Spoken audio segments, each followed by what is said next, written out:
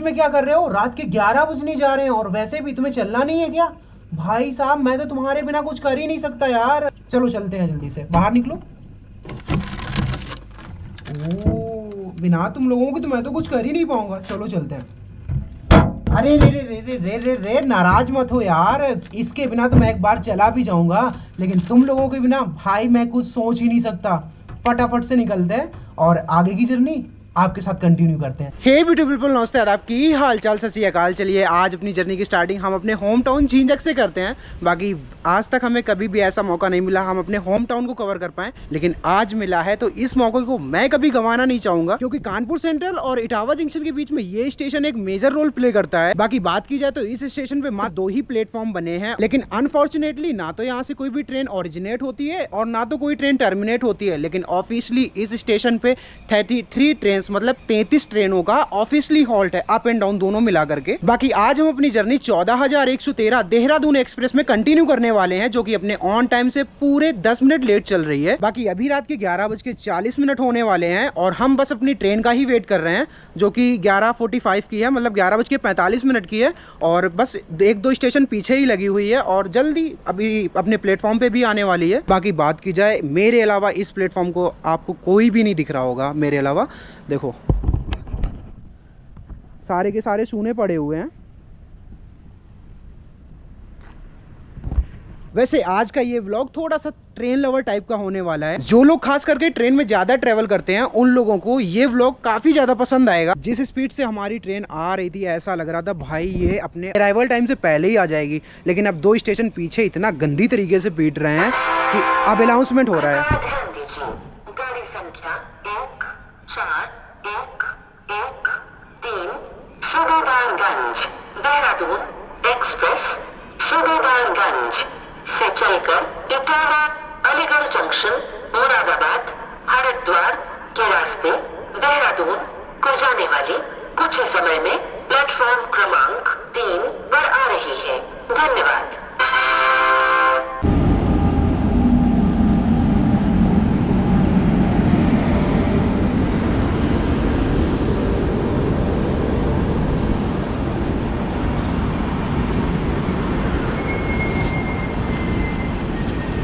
हम सफ़र का कोच मिल जाता, हम सफ़र का नहीं मिला।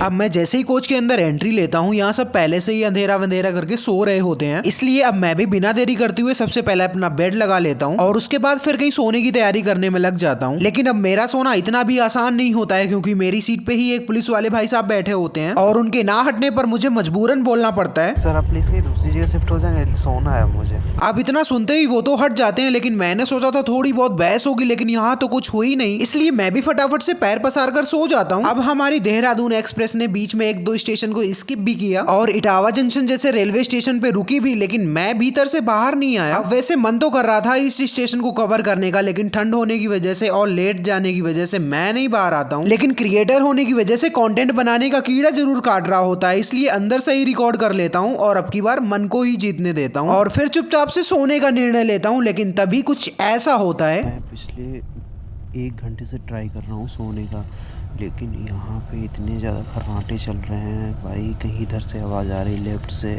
कहीं राइट से आ रही है। ऐसा लग रहा है कंपटीशन चल रहा हो खर्राटों का, कौन ज़्यादा तेज़ बजाएगा। इतनी गंदी आवाज़ आ रही है, नींद आ रही है, बार बार हट जा रही है।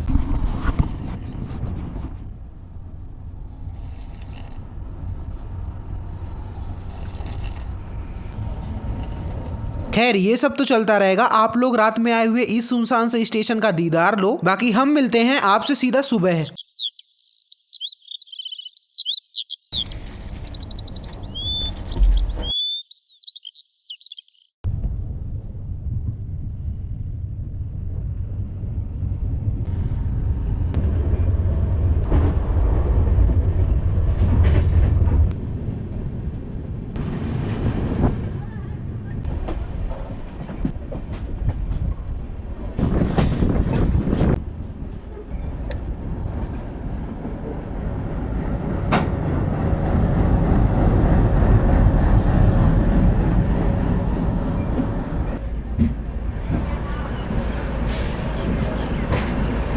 हाय ब्यूटीफुल पीपल, गुड मॉर्निंग। अपने झिंझक होम टाउन से 388 किलोमीटर कवर करने के बाद हम फाइनली पहुंच चुके हैं मुरादाबाद जंक्शन।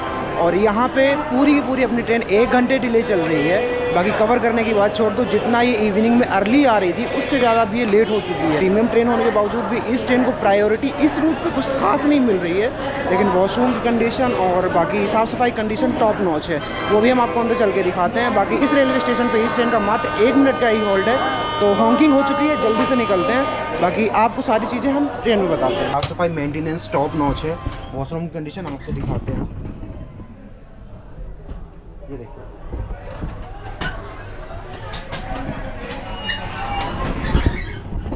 मिरर से लेके वॉशरूम तक बिल्कुल टॉप नॉच है, कोई भी कंप्लेन करने की चीज़ ही नहीं है।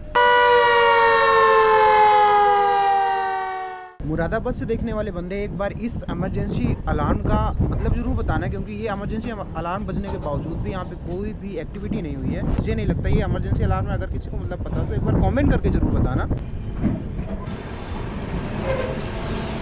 लेट उठने की वजह से अपनी इस देहरादून एक्सप्रेस का चंदौसी जंक्शन में लोको रिवर्सल हुआ है। वैसे जब ये आ रही थी तब इसमें WAG 4 लोकोमोटिव लगा हुआ था। अब किस साइड का था वो मैं नहीं देख पाया था। बाकी इसका लोको रिवर्सल हुआ है वो नहीं हम आपको दिखा पाए, वो छूट गया। और अभी तो इसने मुरादाबाद से डिपार्चर ले ही लिया है। अब मुरादाबाद से निकलने के बाद मैं सीधा खाना खाने के लिए बैठ जाता हूँ। वैसे अभी टाइम तो खाना खाने का अभी हुआ नहीं है, लेकिन एक दिन पहले खाए होने की वजह से मुझे बहुत तेज भूख लगी होती है। वैसे खाना खाने से पहले एक बार सोचूं भी खाऊं या ना खाऊं, लेकिन जब मम्मी के हाथ का खाना बना हो और ऐसे नजारे हों फिर तो ओए होए, इससे ज्यादा स्वादिष्ट तो कुछ लग ही नहीं सकता है। विजिबिलिटी बिल्कुल जीरो होने की वजह से 4 लेन आने के बाद भी ट्रेन बिल्कुल भी नहीं चल पा रही है। 15, 20, 30 की स्पीड से ही निकल रही है। वैसे अभी तक मैंने आप लोगों को इस ट्रेन का शेड्यूल एंड टाइम नहीं बताया, तो ये डेली 8:30 पे सूबेदारगंज से निकलती है और नेक्स्ट डे आपको 12:20 पे देहरादून पहुंचा देती है। लेकिन जिस हिसाब से इस समय सर्दियों में ये चल रही है उस हिसाब से बहुत डिले हो रहा है। विजिबिलिटी बिल्कुल आगे बराबर है।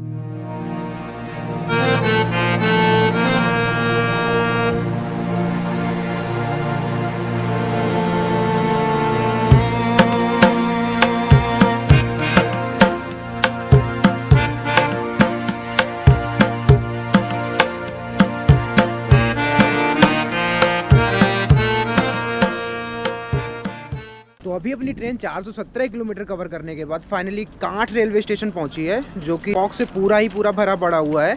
बाकी अभी हम लोग उस साइड उतरने वाले थे, लेकिन इस साइड उतर गए, तो सोचा इधर से ही कवर कर लेते हैं। लेकिन अपनी ट्रेन का हॉन्क हो चुका है, तो चलिए ऊपर चलते हैं, फिर बताते हैं आपको। नाइट की मेरी वो वाली क्लिप आप लोगों ने तो देख ही ली होगी, जब मैं बार सोने का ट्राई कर रहा हूँ और यहाँ पे खर्राटों का कंपटीशन चल रहा था। भाई इतने गंदे खर्राटे चल रहे थे, नहीं सो पा रहा था।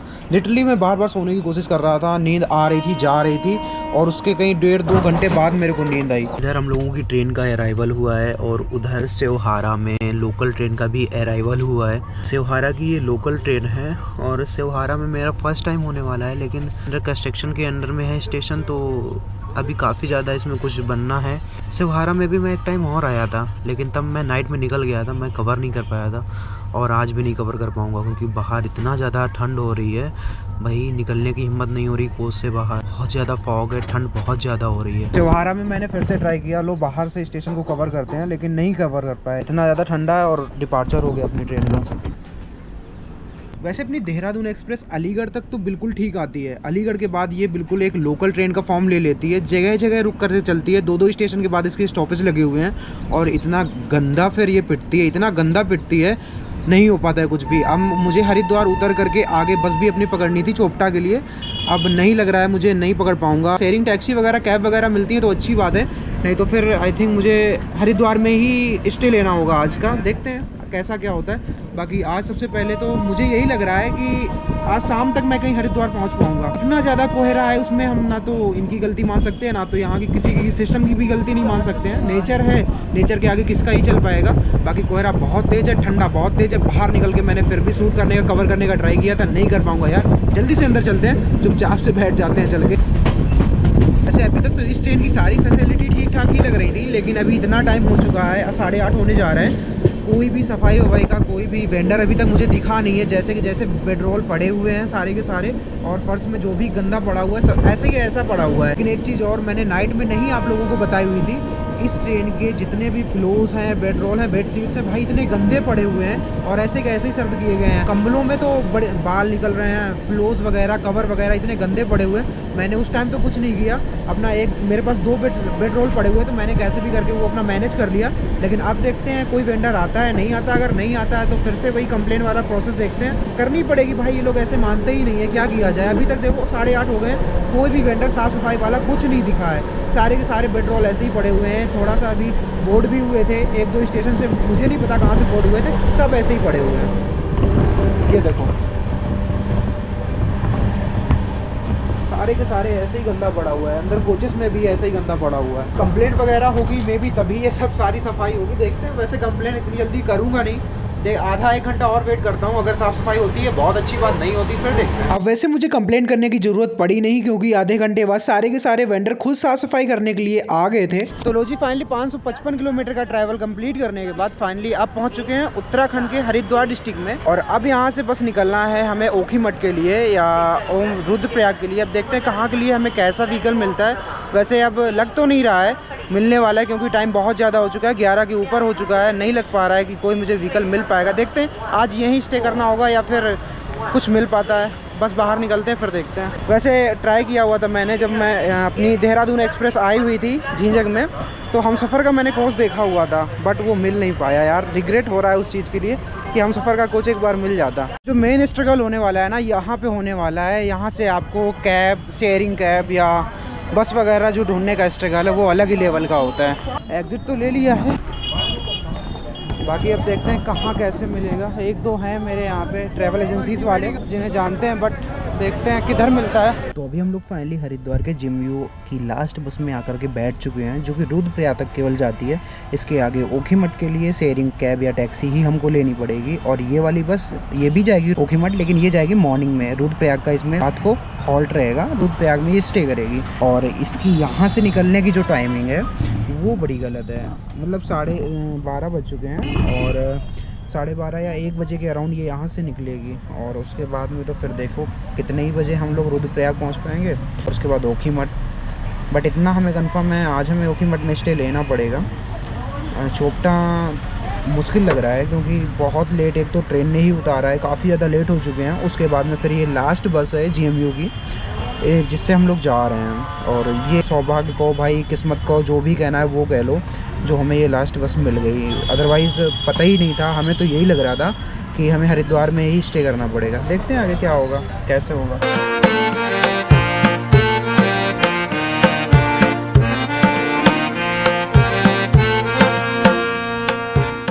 फाइनली अब हम लोग हरिद्वार से एग्ज़िट ले रहे हैं और मे भी अब ऋषिकेश एंटर करेंगे।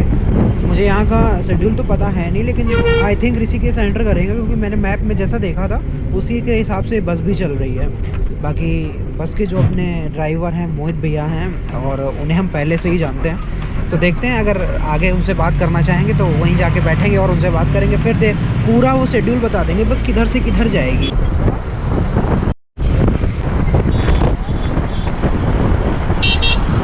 भाई हो गया कांड यार, पिछले 1.5 घंटे से ट्रैफिक में फंसे हुए। इतना गंदा ट्रैफिक लगा हुआ है, इतना गंदा जाम लगा हुआ है, पसीने इतने गंदे आ रहे, कुछ कहने को नहीं।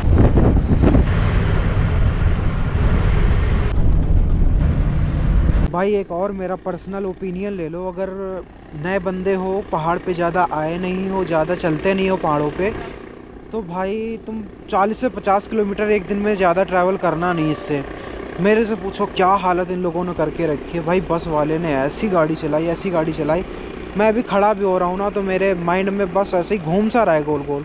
वो तो ये कहूँ मैं मोशन सिकनेस का बंदा नहीं हूँ, नहीं तो अब तक कितनी ज़्यादा वॉमिट होती मुझे खुद नहीं पता। और एरिया ज़रा लैंडस्केप देखोगे कैसा है, चेक करो भाई। हज़ारों फीट के पहाड़, ये देखो ज़रा कितनी गहरी खाई हैं।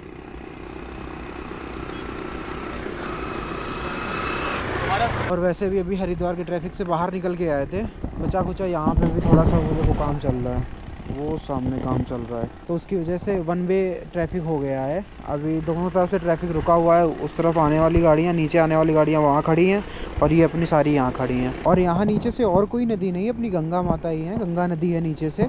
इतनी नीचे है कि वो दिख ही नहीं रही है। इन सब के नीचे बिल्कुल लास्ट में इस जगह पे है। दिख ही नहीं रही है बिल्कुल वो।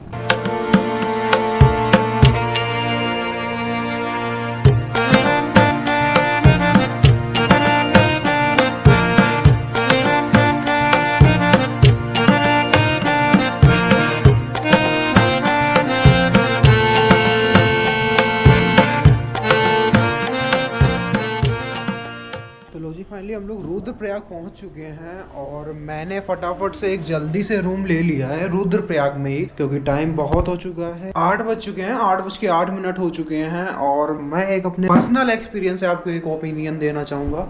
सबसे पहले मैं एक गेट बंद कर देता हूँ। वैसे कुछ और बताने से पहले मैं थोड़ा रूम के बारे में बता देता हूँ। ये कुछ एक ऐसा डबल बेड का रूम है, सिंगल बंदा हूँ फिर भी डबल बेड है, कोई दिक्कत नहीं। और कुछ ऐसी पेंटिंग्स लगी हुई हैं, 2 टेबल हैं, अटैच्ड बाथरूम है, गीज़र लगा हुआ है, बढ़िया है, वर्क कर रहा है। और ये टीवी है जो मुझसे चल नहीं रही है, बढ़िया। एक अच्छा सा एक मिरर लगा हुआ है। और अब बात की जाए मैं क्या ओपिनियन देना चाहूँगा, बहुत ध्यान से सुनिएगा आप सभी लोग और इसे आप फॉलो भी करिएगा। अगर जो भी बंदा चोपटा तुंगनाथ ट्रैक करने आ रहा हो या आने वाला हो या केदारनाथ वगैरह आ रहा हो, भाई मैं एक चीज़ आपको बता देता हूँ। अगर नए बंदे हो यहाँ पे, आप बड़े व्हीकल से मतलब मेटाडोर या बस वगैरह से भूल के भी आना मत भाई। मैं बैठा हूँ भाई, मैंने वो चीज़ सफ़र की है, मैं उस चीज़ से रिलेट कर पा रहा हूँ। इतनी गंदी ये लोग ड्राइविंग करते हैं, इतनी गंदी ड्राइविंग करते हैं। हर एक मोड़ पे तो आपको ऐसी तैसी हो जानी है। अगर आपको मोशन सिकनेस नहीं है, मैं मोशन सिकनेस का बंदा नहीं हूँ, फिर भी आज मेरी ऐसी तैसी होकर के रखी है। मैंने घर वालों को ये चीज़ें कुछ भी नहीं बताई हैं, क्योंकि अगर उनको पता चल गया तो वो काफ़ी ज़्यादा परेशान हो जाएंगे। और अब तो ये व्लॉग आ ही जाएगा कल, तो मे बी अगर उन्होंने ये वीडियो देख ली तो और परेशान हो जाएंगे।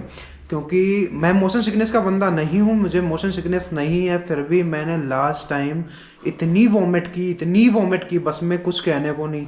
8 से 10 बार मैं वॉमिट कर चुका हूँ बस में, जबकि मैंने मॉर्निंग से कुछ भी नहीं खाया है, केवल ड्राई फ्रूट्स कुछ खाए हुए थे और 1-2 वही मैंने बॉर्बन बिस्किट खाया हुआ था। उसके बाद मैंने इतनी वॉमिट की अभी इवनिंग के टाइम पे, कुछ कहने को नहीं, मेरे सहन ही नहीं हो रही थी। बस कैसे भी प्रे कर रहा था कि मैं बस से बाहर निकलूं, और ऐसा टाइम हो चुका था कि बस से बाहर भी नहीं निकल सकता था, क्योंकि कोई और व्हीकल मिलता नहीं। और फिर जैसे ही रुद्रप्रयाग में मुझे चांस मिला, मैंने तुरंत बस को छोड़ दिया उसी जगह और यहाँ स्टे ले लिया। भाई मैं आप लोगों को एक सजेशन देना चाहूँगा, नए बंदे हो भूल जाओ, बस में चढ़ना ही मत, परेशान हो जाओगे अगर आपको पहाड़ों का एक्सपीरियंस नहीं है। और यहाँ के रास्ते इतने गंदे हैं भाई, 2 कदम पे टर्न आ रहा है, कहीं लेफ्ट का कहीं राइट का, बहुत गंदे रास्ते हैं, आप इमेजिन भी नहीं कर पाओगे। ठीक है, तो मेरा ओपिनियन यही रहेगा भाई, आप कभी भी यहाँ पे बस से ट्रैवल ही मत करना। अगर आपको करना है तो जो टूरिस्ट कैंपर वैन आया करती है ना, आप मिनी बस जिसे हम लोग अपनी लोकल लैंग्वेज में बोला करते हैं, आप उससे ट्रैवल करो, सबसे बेस्ट चीज़ है। उसके बाद में आप ऐसे टैक्सीज वगैरह, कैब वगैरह उससे ट्रैवल करो। मैंने पहले यही सोचा था भाई मैं टैक्सी या कैब वगैरह से ट्रैवल करूँगा, लेकिन मुझे लगे हाथ ये बस मिल गई तो भाई मैं इस पर बैठ गया। उसके बाद जो इसने मेरी हालत की है ना, वो आप लोगों के सामने है। भाई मेरी इतनी हिम्मत नहीं है अब कि मैं कुछ भी और कर पाऊँ, इसलिए मैंने फटाफट से रूम लिया।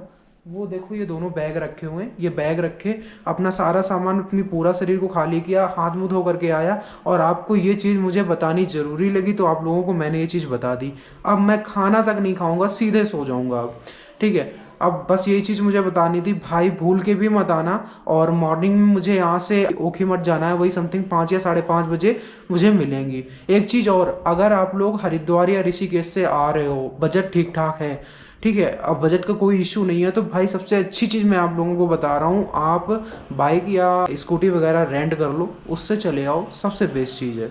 उससे बेस्ट चीज़ कुछ होनी ही नहीं वाली है आपको, और जितना उससे एंजॉय करोगे कभी नहीं कर पाओगे। और किसी ना ये तो मिनी बस से कर पाओगे, ना मेटाडोर से कर पाओगे, ना बस से कर पाओगे। आप अपना स्कूटी रेंट करो, बाइक रेंट करो अपने बजट के अकॉर्डिंग और चले आओ, सबसे बेस्ट चीज़ है वो। और जहाँ जहाँ रुकना चाहोगे वहाँ रुक लोगे, ट्रैफिक में भी नहीं फंस पाओगे।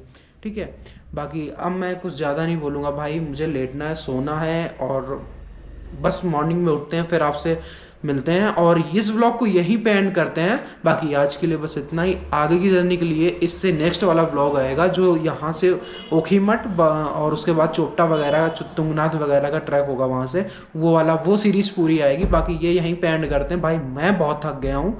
Till then take care, tata bye bye, मिलते हैं कल। Bye bye.